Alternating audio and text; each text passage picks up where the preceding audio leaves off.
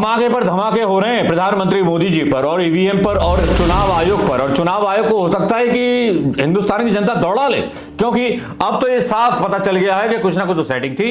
इसलिए प्रधानमंत्री मोदी जी कुछ ना कुछ सेटिंग करके जीतते रहे। पिछला चुनाव भी इतना गुस्सा रहा, इतना नोटबंदी पे रहा, इतना कोरोना पे रहा, लेकिन 19 का चुनाव राष्ट्रवाद का चेहरा बना करके एक मुद्दा बना दिया गया और प्रधानमंत्री मोदी जीत गए। लोगों ने भी सोचा कि यार राष्ट्रवाद मुद्दा बना दिया प्रधानमंत्री मोदी जी ने, मीडिया चैनलों ने खूब दिखाया और मोदी मीडिया ने भी खूब देश को बेचा। सारा कुछ बिक गया, बिकता गया और बिक रहा है।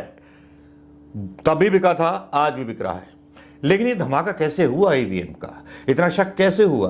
क्योंकि ये खबरें तो पहले से आ रही थी कि 100 सीट पर 1000 से कम की जीत हुई है, 30 सीट पे या उस पे 500 से कम, ये मुद्दा चल रहा था। फतेहपुर सीकरी, बहुत सारी सीटें ऐसी थी जो जीत रही थी, मतलब इंडिया गठबंधन, लेकिन अचानक से हरा दी गई।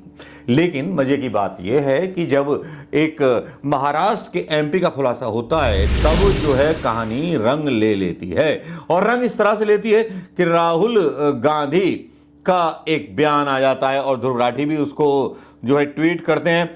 अब बयान क्या आता है राहुल गांधी का? हालांकि मोदी जी के इश्क में मलूक मैया गिरफ्तार हैं, यही न्यूज चल रही है। 7000 एकड़ जमीन दबा ली है नेपाल ने, इसके बारे में कोई बात नहीं करेगा। लेकिन बात करेंगे देश के लोकतंत्र को बचाने के लिए, बात करेंगे कि यहां पर कि किस तरह से राहुल गांधी ने ब्लैक बॉक्स बोला। क्यों बोला ब्लैक बॉक्स?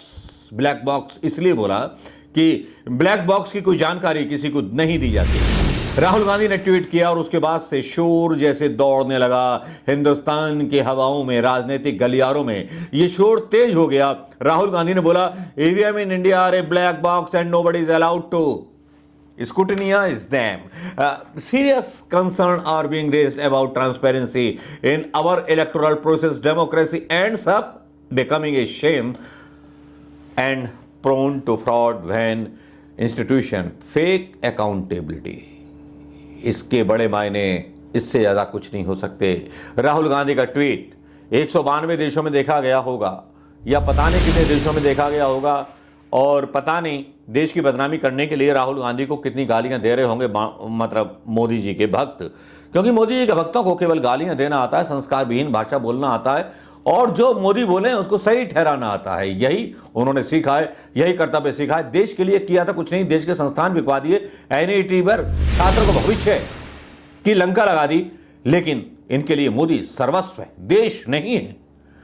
एक बार को राहुल गांधी गलती कर देंगे तो हम उनका जो है विरोध कर देंगे, उनके बारे में बोलने लगेंगे, उल्टा सीधा अगर बोलेंगे तो हम उनका विरोध करना शुरू कर देंगे। लेकिन ये भक्त है, इंटेलेक्चुअल्स नहीं है, भक्त है। इनको बस यही पड़ी है कि यार हिंदू राष्ट्र, हिंदू राष्ट्र, हिंदू राष्ट्र, हिंदू राष्ट्र, हिंदू राष्ट्र। अरे यार हिंदू राष्ट्र तो ऑलरेडी है, काहे को डर दिखाते हो भाई?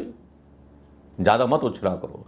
राहुल गांधी ने जैसे ही बोला वैसे ही अखिलेश यादव का भी बयान आया और यह कहानी शुरू हुई दरअसल एलन मस्क से। एलन मस्क का एक बयान आया जिसमें उन्होंने कहा कि भाई ये जो हो रही है चुनावी प्रक्रिया, ये इसमें हैकिंग संभव है। एलन मस्क जो हैं जाने माने हैं और आज तक ने भी डाला एलन मस्क का बड़ा बयान, ईवीएम हटाने की मांग की, हैकिंग पर कही बहुत बड़ी बात। ये सब ने देख लिया होगा, सारी चीजें देख ली होंगी।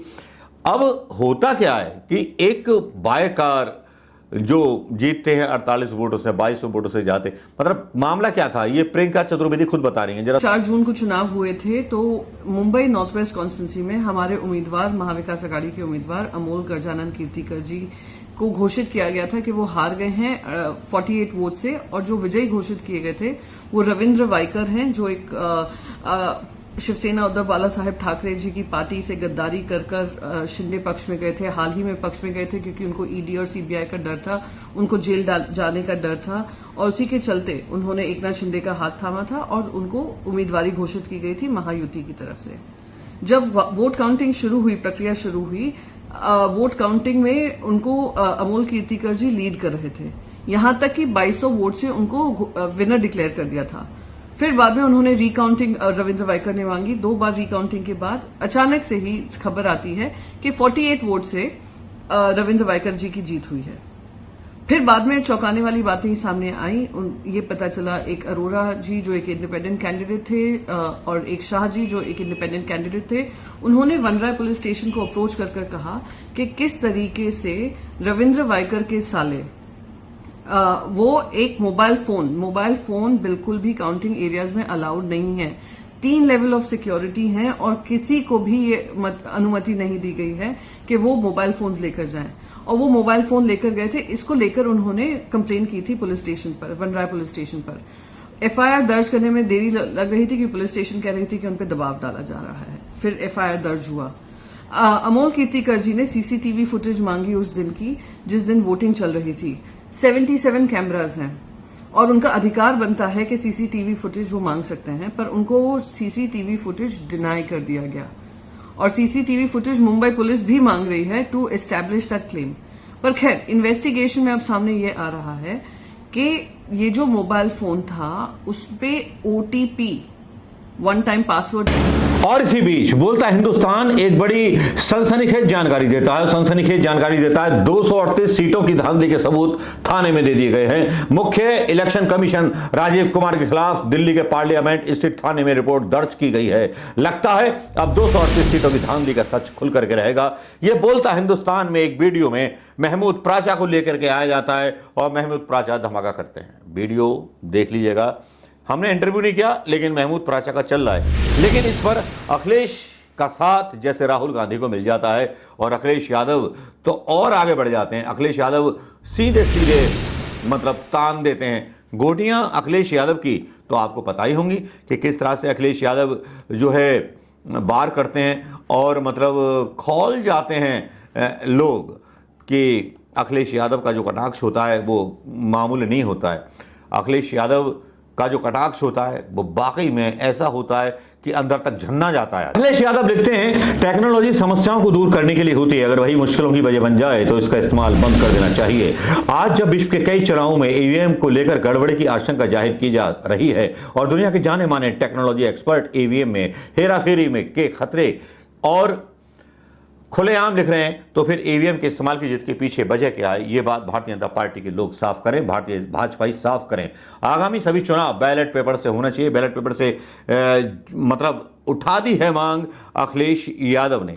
अब भाई जहां राहुल गांधी एलन मस्क के बयान को एक सहारा बनाते हैं जबकि जिनपिंग तो प्रधानमंत्री मोदी के दोस्त हैं, अब आरोप क्या लगाया जाएगा कांग्रेस पर और विपक्ष पर कि चीनी फंडिंग दी जा रही थी इसलिए एलन मस्क से बयान दिलवाया जिनपिंग ने।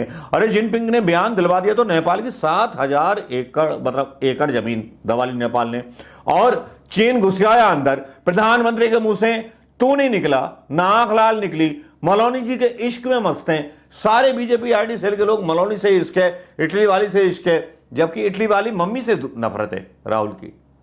क्या बात है यार, क्या दोगला रवैया है, समझ में नहीं आता। लेकिन इतना तो तय है कि यहां लड़ाई लंबी चलने वाली है। कई सीटें ऐसी थीं जिन पर हेरफेर की गई, मतदान गणना धीमी कर दी गई और लाइट काट दी गई और लोगों को जिता दिया गया। और महमूद प्राचा का तो मैंने बताया ही आपको। तो राजीव कुमार जो चुनाव आयुक्त हैं सुप्रीम कोर्ट के सामने जाएंगे, हो सकता है डीवाई चंद्रचूड़ की अदालत में जाएं तो कितना नंगा करेंगे डीवाई चंद्रचूड़ इनको, क्योंकि डीवाई चंद्रचूड़ साहब ने साफ ऑर्डर दिए थे, क्योंकि उस टाइम इलेक्शन द्वारा नहीं हो सकते थे, द्वारा घोषणा नहीं हो सकती। साफ ऑर्डर दिए थे कि चुनाव में कोई शिकायत ना सुनने को मिले आपकी। लेकिन मीडिया ने बताया नहीं। मीडिया बड़ा चालाक है, प्रधानमंत्री मोदी जी का शिकायत हुआ तो वो क्यों बताएगा आपको, जनता को क्यों बताएगा। लेकिन अब ये सारी जो पोल खुल रही है कि भैया ईवीएम हैक हो रही थी, एक मोबाइल से ओटीपी आ रही थी और ईवीएम खुल रही थी, तो पता नहीं कितनी। मध्य प्रदेश में तो जब उम्मीदवार जो थे डिमोरलाइज कर दिए तो मध्य प्रदेश की 29 सीटों पर भी केस हो गया है, जो जीत गई है बीजेपी। यहां तो कोई देखभाल करने वाला नहीं था, प्रशासन भी बीजेपी का था। और जहां जहां के मुख्यमंत्री होते हैं चुनाव आयोग ने उन्हीं को डोर दी थी कि किसकी ड्यूटी लगानी है किसकी नहीं लगानी है, आप लगाओ। या चुनाव आयोग में अगर हिम्मत है तो बताएगा केंद्रीय बल कितने लगाए थे मध्य प्रदेश। सवाल तो बनता है, इस्माइल भी बनती है और शर्म भी बनती है। क्या शर्म वाकई है बीजेपी के नेताओं के अंदर, या जो संघ के भागवत जो बोल रहे थे बयान, यह केवल नाटक था, दिखावा था? तुम लोकतंत्र के कितने रक्षक हो? पंडित जवाहरलाल नेहरू बोलते थे कि अगर संघ का आदमी बोले कि मैं पूरब को जा रहा हूं तो 3 दिशाओं में कौन सी दिशा में चला जाए कोई अंदाजा नहीं है। अगर प्रेम से बोले तो कब आपके पैर छू के आपको मार दे कोई अंदाजा नहीं है। कब देश के सीने में छुरा घोंप दे कोई अंदाजा नहीं है। कब अदानी को सेना उसके हवाले कर दे कोई अंदाजा नहीं है। अंदाजे तो अंदाजे हैं, अंदाजे लगाते रह जाइए और अंदाजों के बीच झूलते रहिए, बेरोजगारी के बीच झूलते रहिए और अपने सवालों के पीछे झूलते रहिए, क्योंकि ये सरकार सवालों का जवाब देने के लिए नहीं, सवाल पूछने वालों को जेल में डाल देती है। नमस्कार।